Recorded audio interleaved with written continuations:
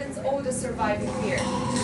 Now you can see the curved roof here and the cool temperature. Now this was the perfect room to house the final part of the brewing process, the maturation. Okay, so the beer then developed its flavours in this exact room. So, brewing on this site actually began in 1231 with the arrival of the monks. Now, I'm sure you've heard of John Smithwick, okay? He was the first member of the Smithwick family to set foot in Kilkenny and start up the business. But brewing actually began way, way back, okay? But it was John Smithwick that gave this beer the famous name. Okie doke, so I'll play you a short little film. So you can stand back so you can see the two sides here, okay? My screen. Yeah. To my left and the monk over here to my right. Yeah, come on in. Come on a bit closer. Can everyone see it back? Yeah. So guys, I forgot to say, if you have any questions along the way, please feel free to ask me, okay? So, you can see thick stone walls again. You can see the choir singing in the background and the smell of the incense burning in the air. This is exactly how the monks lived. So it wasn't a very happy time, okay? It was a very dark period of Irish history at the time. But I have another video here to show you. So pay attention to the screen here and the monk over there. Enjoy!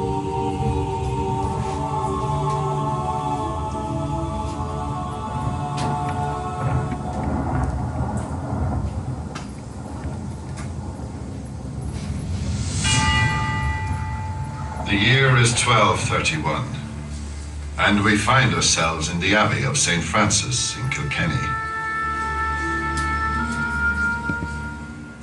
The monks here live a life of quiet prayer and toil. Their precious water, although vital for life, could often become tainted and could kill you as quick as it could cure you. But grim necessity brings forth the most glorious invention.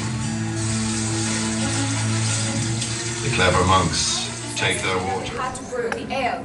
So the water was contaminated, full of bacteria, and they couldn't drink it, so they had to do something with it to drink it, okay? So instead of water, they were drinking the ale at the time, which is a very good idea in the end. So after Henry VIII introduced Reformation in 1537, the St. Francis Abbey, which you can actually see over the new bridge, did you all see it when you were walking in? Yeah? So that was forced to close its doors, and this became as the penal laws in Ireland and remained until 1791 here. Okay, I'm sure you've all heard about it, but we're going to leave the dark period of Irish history behind us and enter something more cheerful, which is the family history of the Smithwicks, okay?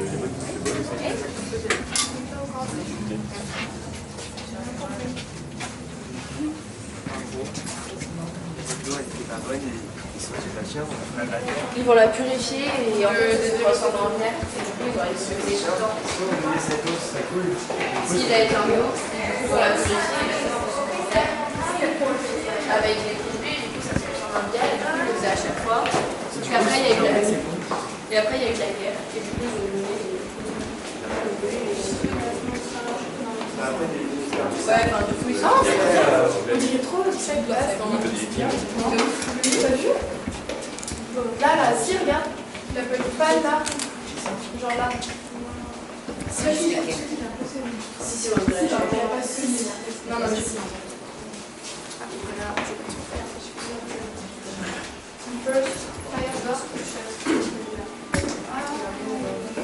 I think that's everyone. So some of you can stay on the stairs so you can see all the portraits, okay? Alright guys, do you know anything about the history of the Smithwicks? Not much, okay. Well, we're going to start off with this guy over here called John Smithwick. He came over to Kilkenny in 1710 and began the legacy that Kilkenny would be known for throughout the ages. So he set up the brewery, which is now called Smithwick's, okay? And he was a very ambitious man. He was only 20 years old and was already planning on setting up his own business. So, what age are you now? 15? Okay, so maybe in 5 years' time you'll be able to set up your own business. You never know. So I wish you luck. Anyway, this guy over here, he was very ambitious, okay? But because the penal laws were still in place, Catholics were not able to set up their own businesses. So So he became friends with a man called Richard Cole. He was a Protestant, but a very good friend of the Catholics. So he pretended to run the business for John Smithwick. Nobody knew about this. It was known to be Kilkenny's best kept secret. Nobody found out in the end that it was John Smithwick, a Catholic man, running the business. So it worked out well because Smithwick's is a huge success right now, okay? Living room area to keep themselves warm when they were having a bath, okay? I'd like to point your attention to these two portraits over there. Paul Smithwick and Peter Smithwick over there. They're the 8th generation of the Smithwick family and still live in Kilkenny today. So you never know, it might be your lucky day, you might see them in the bar having a pint of Guinness, or a pint of Smithwick's, okay? So, I'm going to stop talking now as the room speaks for itself.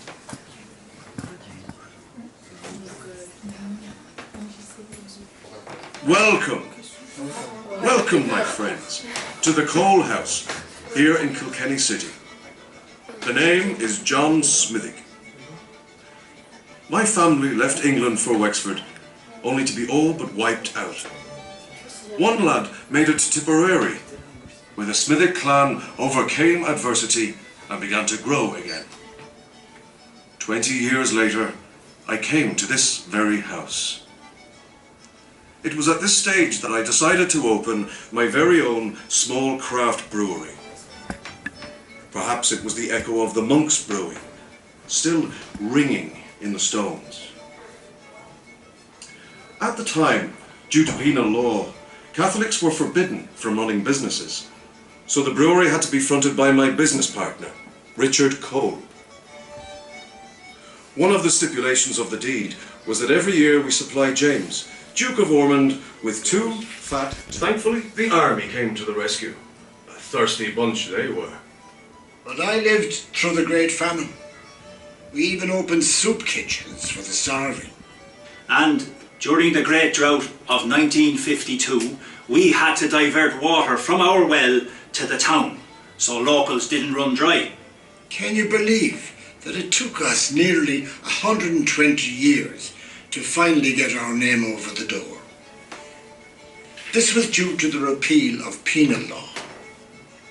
Thanks to our good friend, Daniel O'Connell. The pleasure was all mine, Edmund. But our influence stretched further than these walls. Edmund himself was voted Lord Mayor of Kilkenny 4 times and helped with the building of the city's cathedral, putting the Smithwick name on the Kilkenny map. We faced adversity head on and we overcame it, turning Smithwick's from the best kept secret in Kilkenny to a brew famous the world over. Hear, hear. Yes, hear, hear.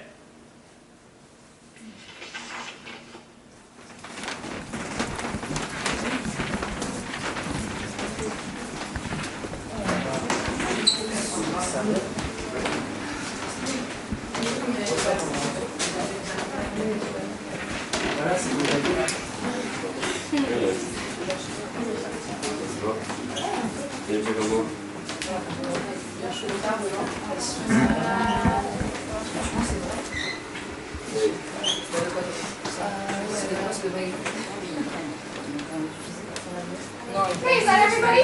Yep. So welcome to the brewing floor. We're going to start with our first ingredient that we use in our brewing process, which is the barley. Does anybody know the rest of the ingredients used to brew beer? And that's because there's no roasted barley used in it, okay? Well, that's it for now for the first ingredient, and I'll pass you now on to the master brewer, and he will talk more to you in detail about the whole barley process, okay?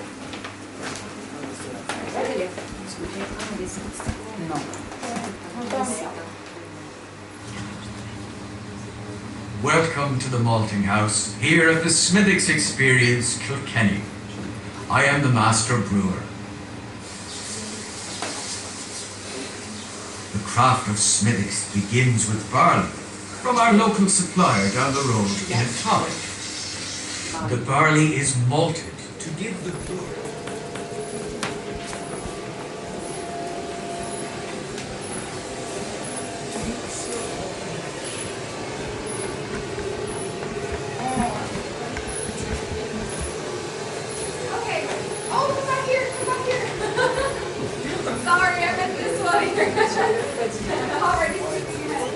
Alright, so I'm going to point over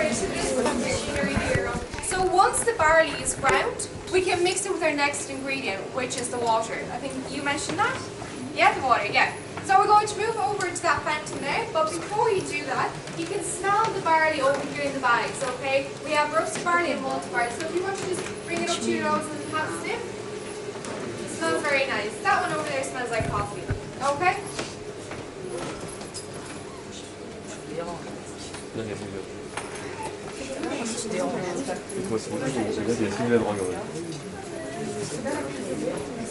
Any coffee fans in here? Yes. Sure. Me too. I love it.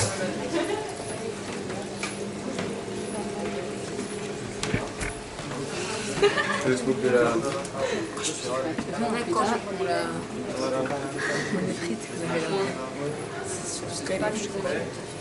Okay guys, so we're going to step over to the fountain there, okay? And just to mention one thing, this was the window that the barley was brought to back then, okay?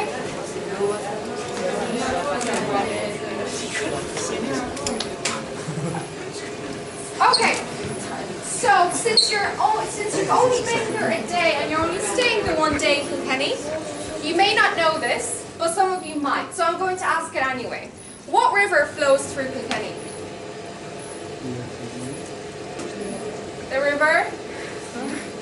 Nor. Have you all heard about it? Yeah? No?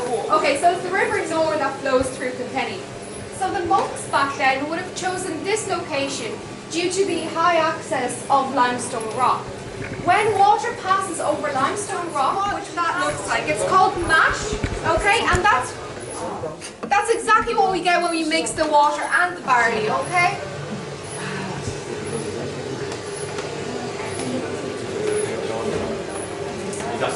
So some of you can come over and have a smell upstairs as well. Do you all eat porridge for breakfast? No? No. Yes, sometimes. That's exactly what that is, okay?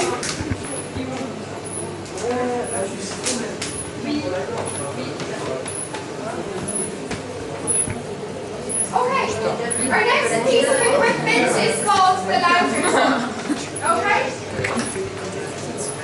This piece of equipment is like a sieve.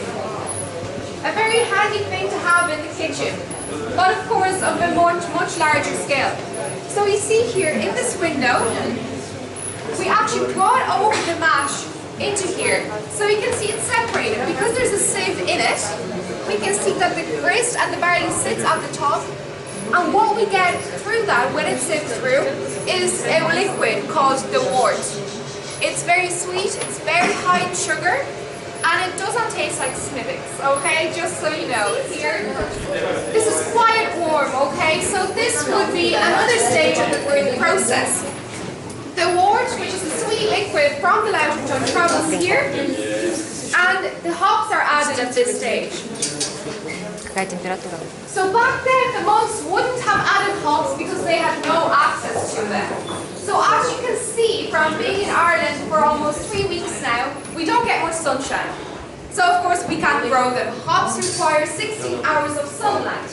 Back then we used to be able to grow hops down in the south of Cork. But of course not anymore. So we have to import the hops from Germany, the US, and England as well, okay? So, has anybody ever smelled hops? You have, yeah? Do you remember what variant of the hop it was? Not really.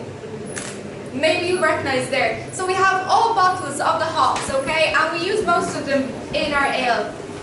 So you can have a smell. They smell like dirty socks. So I warn you before you smell them, okay? Ah, ça sent quoi? Ça sent le café. Comment tu vas l'enlever? I'm just going to play a video for you there. No, you're okay. Ça c'est horrible.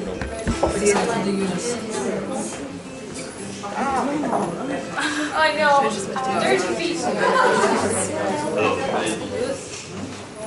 We like to call hops spice. Hops are boiled, just like tea leaves. Before I start talking about the yeast, okay?